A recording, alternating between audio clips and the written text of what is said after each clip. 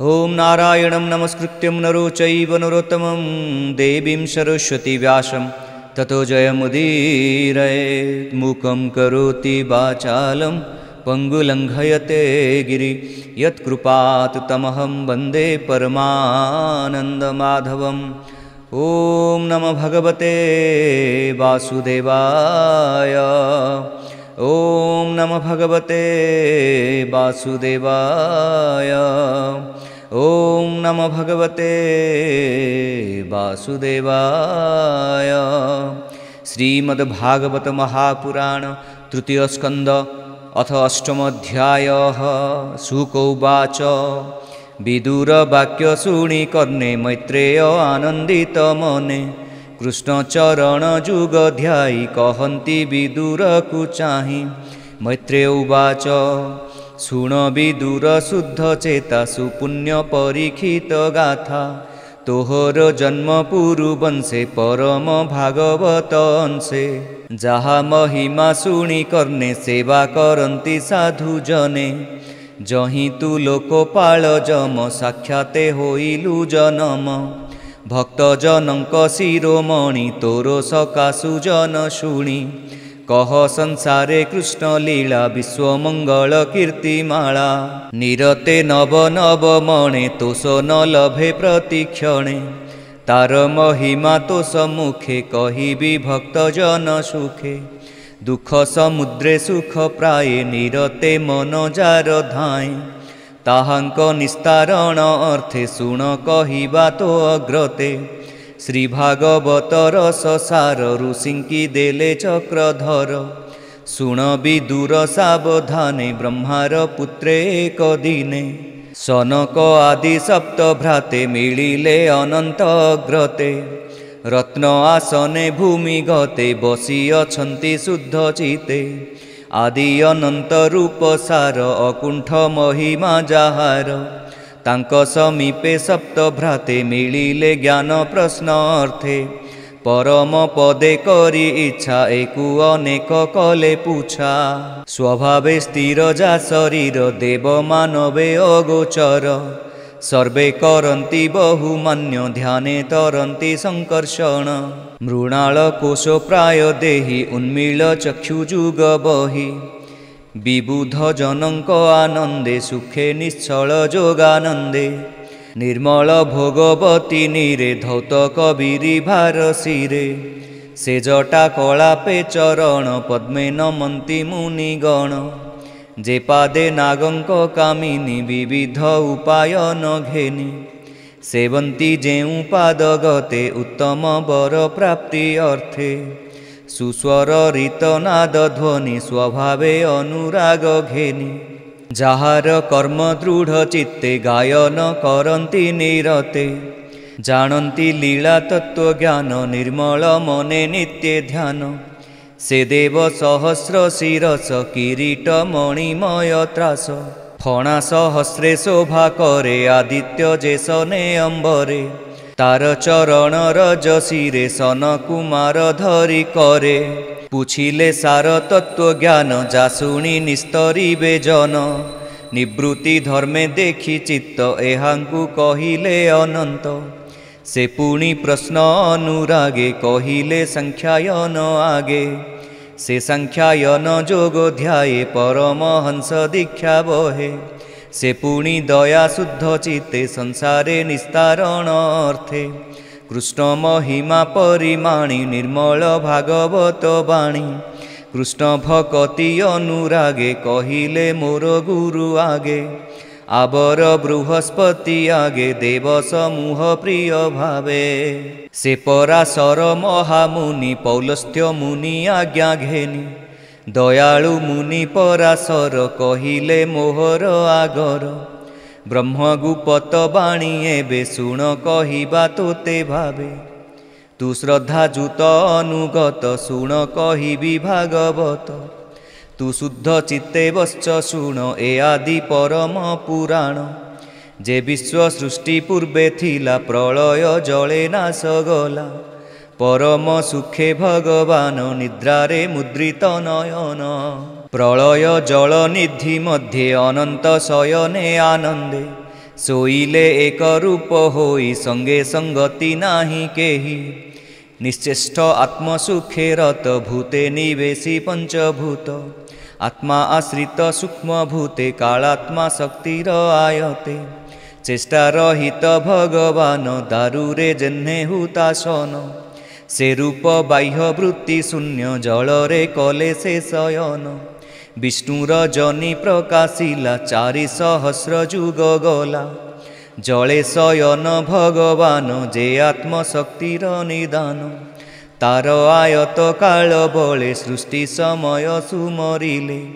ପୂର୍ବ ଜୀବଙ୍କୁ ଦେହେ ଚାହିଁ ସେ ପୁଣି କର୍ମତନ୍ତ୍ର ହୋଇ। ତାହାଙ୍କ ଅବତାର ଅର୍ଥ ସୂକ୍ଷ୍ମେ ନିବେଶୀ ଦୃଷ୍ଟିପଥ। କ୍ଷୋଭିତ ସୃଷ୍ଟିର କାରଣେ ସ୍ୱୟଂ ପ୍ରବେଶୀର ଯୋଗୁଣେ। ସେ କାଳ ବଳର ବିଶ୍ୱାସେ ମିଳିଲେ ବିଷ୍ଣୁ ନାଭିଦେଶେ। ସେ ନାଭି ମଧ୍ୟୁ ପଦ୍ମକୋଶ ତକ୍ଷଣେ ହୋଇଲା ପ୍ରକାଶ। ସେ ପଦ୍ମ କାଳ କର୍ମ ବଳେ ରୂପ ବିରାଜେ ମହାଜଳେ। ଉଦିତ ରବି ପ୍ରାୟେ ମାନି ଜଳେ ପ୍ରକାଶ ଆତ୍ମଜୋନି। ସେ ଲୋକ ପଦ୍ମେ ନାରାୟଣ ସ୍ୱୟଂ ପ୍ରବେଶର ଯୋଗୁଣ। ସକଳ ଗୁଣେ ସେ ପ୍ରକାଶ ସହସ୍ର ରବି ଜିଣି ତ୍ରାସ। ସେ ପଦ୍ମ କର୍ଣ୍ଣିକାର ମଧ୍ୟେ ବ୍ରହ୍ମା ପ୍ରକାଶ ବେଦ ପଦେ। ବିଧାତା ନାମ ସେ ବୋଲାଇ ଯାର ଶରୀର କର୍ମମୟୀ। ସ୍ୱୟଂଭୂ ନାମ ସେ ସ୍ୱଭାବେ ଉଦୟ ନିଜ କର୍ମ ଲାଭେ। ସେ ପଦ୍ମ ମଧ୍ୟେ ବ୍ରହ୍ମା ରହେ ବସି ସକଳ ଦିଗେ ଚାହେଁ। ନ ଦେଖି ଲୋକଙ୍କ ଉଦ୍ଦେଶ୍ୟ ତକ୍ଷଣେ ଚାହିଁଲା ଆକାଶ। ହୋଇଲା ତାର 4 ମୁଖ କେବେ ନ ଲଭଇ ସୁଖ। ପ୍ରଳୟ ପବନର ବଳେ ଲହରୀ ଭ୍ରମ ମହାଜଳେ। ଆତ୍ମାକୁ ନ ଜାଣଇ ଭଲେ ଯେ ଲୋକ ତତ୍ତ୍ୱ ପଦ୍ମ ତୁଲେ। କାହୁଁ ଅଇଲି କେଉଁ ଦେଶ ନ ଜାଣି ଆତ୍ମାର ବିଶେଷ। ଏ ପଦ୍ମ କାହୁଁ ଉପୁଜିଲା କିବା ଏ ଜଳ ମଧ୍ୟେ ଥିଲା। ସ୍ଥଳ ନଥିଲେ ଜଳ କାହିଁ ଏମନ୍ତ ମନେ ବିଚାରଇ। କିବା ଏ ପଦ୍ମ ମୂଳେ ଅଛି ଏମନ୍ତ ମନେ ମନେ ଲଖି। କେବେ ହେଜି ନ ପାରିଲା ଏମନ୍ତେ କେତେ କାଳ ଗଲା। ପୁଣି ଚାହିଁଲା ମନ ଦୁଃଖେ ନିଜ ଆସନେ ଅଧୋମୁଖେ। ତଳେ ଦେଖିଲା ପଦ୍ମନାଳ ତା ମଧ୍ୟେ ଅନ୍ଧକାର ବିଳ। ବିଚାରେ ଏହି ମାର୍ଗେ ଯିବି କାହୁଁ ଅଇଲି ତା ଦେଖିବି। ଏମନ୍ତେ ବିଚାରି ସଂଶये ବିଳେ ପଶିଲା ମହାଭୟେ। ସେ ବିଳ ମାର୍ଗେ ନାଭି ପଥେ ପଶିଲା ବିଷ୍ଣୁ ଗର୍ଭଗତେ। ଅନେକ କାଳ ଗର୍ଭେ ଭ୍ରମି ଫୁଟି ହୋଇଲା ପଥ ଶ୍ରମୀ। ଯେ କାଳ ଜନ୍ତୁଙ୍କର ପ୍ରାଣ ବଳେ ହରଇ ଅନୁକ୍ଷଣ। ସେ କାଳ ବଳ କର ଶଣେ ବାହାର ହୋଇଲା ତକ୍ଷଣେ। ମନ କଳ୍ପିତ ନ ପାଇଲା ନିଜ ଆସନେ ବିଜେ କଲା। ସ୍ଥିର ନିଶ୍ୱାସ ଦୃଢ଼େ ଧରି ମନ ପବନ ହୃଦେ ଭରି। ନିବୃତ ଚିତ୍ତେ ପ୍ରଜାପତି ଯୋଗ ଅଭ୍ୟାସେ କଲା ମତି। ସେ 7 ବର୍ଷ କାଳ ଭୋଗେ ଲଭିଲା ବୋଧ ନିଷ୍ଠା ଯୋଗେ। ତାର ହୃଦये ବିଷ୍ଣୁ ଭାବେ ପ୍ରକାଶେ ସୃଷ୍ଟି ଅର୍ଥ ଲାଭେ।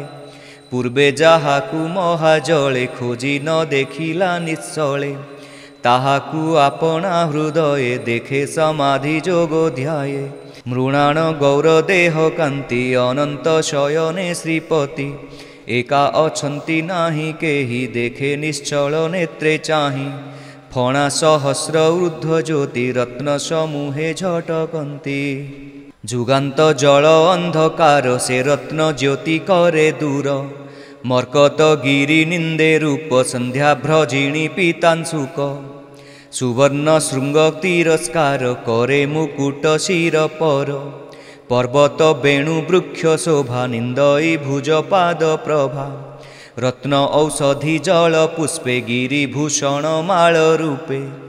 ତାହାକୁ ବଳି ହରି ଗଳେ ରତ୍ନ ତୁଳସୀ ମୁକ୍ତା ଫଳେ।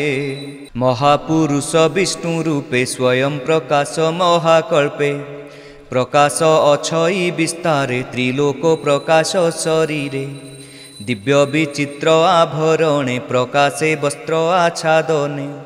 ସର୍ବସୁନ୍ଦର ରସମୁହେ ତେଜ ପ୍ରକାଶେ ବିଶ୍ୱଦେହେ। मिली सकल महाजने निज वांछित आत्मा ध्याने जे काम जे करंती ध्याये ताहांकु कामधेनु प्राय दया सागर भगवान ब्रह्मांकु देले दर्शन अंगुली अग्रे नख कांति शशांक प्राय झटकंती स्फुरित दिशे हास्य मुख देखन्ते हरे प्राणी दुख कर्णे कुंडल बेनि सोहे चंद्र तपन समनोहे सोण अरुण ओष्ठ बेनि विराजे दंतपंती घेनि पदम्ब पुष्प तेज प्राये पीतवसन कटी सोहे रत्न मेखला तेज दंभे सुंदर विराजे नितंबे अष्टरतन बनमाल लंबे श्रीवत्स वक्षस्थल हार केयूर रत्नमाल सुंदर अलका कपोल भुज सहस्र जानु जाए लंबे श्रीवटरूह प्राय सर्वभुवन तार देहे विराजे पुष्पकणा प्राय अदृश्य मूलता स्वभाव के अबालोचने देखिब मंदर गिरी जेह्ने जले क्षीरोद मंथनर काले सहस्र शृंग प्राय साजे सुरत्न किरीट विराजे कंठे कौस्तुभ मणि सोहे रत्न प्रभारे मन मोहे सुकीर्तिमयी बनमाल लंबे सुंदर वक्षस्थल गंधे आवृत भृंगपंती सूर्य शशांक अग्निज्योति से पुणी चाहन्ते निरोले आत्मा को तानाभि कमले पवन गगन सलील विधाता देखे देहे तार रजगुण रे युक्त होई प्रजा सृजने मन दे लोक भी सृष्टि देखे देहि विधाता आसन उपेक्षी कर जुगल देई मुंडे स्तुति करई चारि तुंडे से हरि चरणे विश्वास नमई जगन्नाथ दास। इति श्रीमद्भागवते महापुराणे पारमहंस्यायां संहितायां तृतीय स्कंदे अष्टमोऽध्यायः।